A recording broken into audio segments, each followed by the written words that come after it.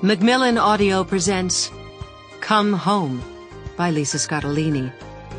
Read for you by Maggie-Meg Reed.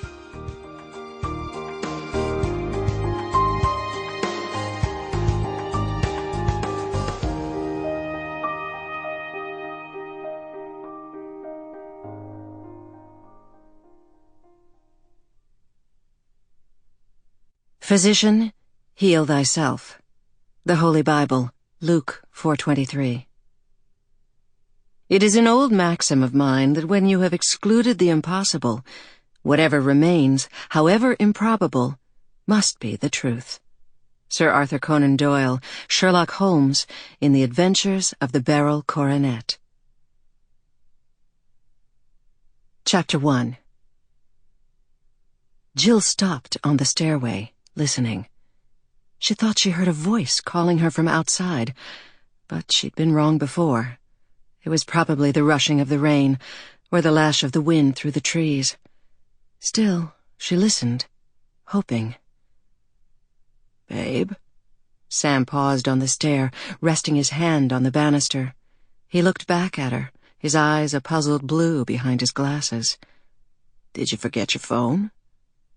"No, I thought I heard something." Jill didn't elaborate. She was in her 40s, old enough to have a past, and wise enough to keep her thoughts about it to herself. "What?" Sam asked patiently. It was almost midnight, and they'd been on their way to bed. The house was dark, except for the glass fixture above the stairwell, and the silvery strands in Sam's thick, dark hair glinted in the low light. Their chubby golden retriever, Beef, was already upstairs, looking down at them from the landing, his buttery ears falling forward. "It's nothing, I guess." Jill started back up the stairs, but Beef swung his head toward the front of the house and gave an excited bark. His tail started to wag, and Jill turned too, listening again. Jill! Jill! It's Abby!" Jill heard it for sure this time. The cry resonated in her chest, speaking directly to her heart. She turned around and hurried for the entrance hall, and Beef scampered downstairs after her, his heavy butt getting ahead of him like a runaway tractor-trailer. "Abby who?" Sam called after her. "Your ex's kid?" "Yes!" Jill reached the front door, twisted the deadbolt, flicked on the porch light, and threw open the door. Abby wasn't there, and Jill didn't see her because it was so dark. There were no streetlights at this end of the block, and the rain obliterated the outlines of the houses and cars, graying out the suburban scene. Suddenly a black SUV with only one headlight drove past, spotlighting a silhouette that Jill would know anywhere. It was Abby, but she was staggering down the sidewalk as if she'd been injured. "Sam, call 911!"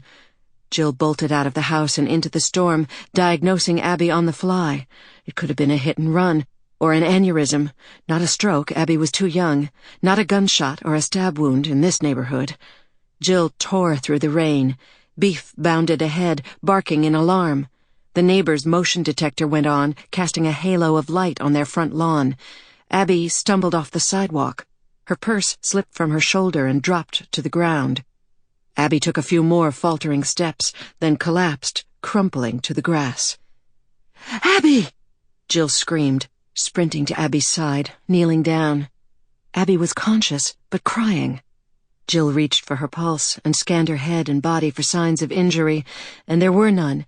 Rainwater covered Abby's face, streaking her mascara and blackening her tears. Her hair stuck to her neck, and rain plastered her thin sundress to her body. Her pulse felt strong and steady, bewildering Jill. Abby, what is it?" "You have to hold me." Abby raised her arms. "Please." Jill gathered Abby close, shielding her from the rain.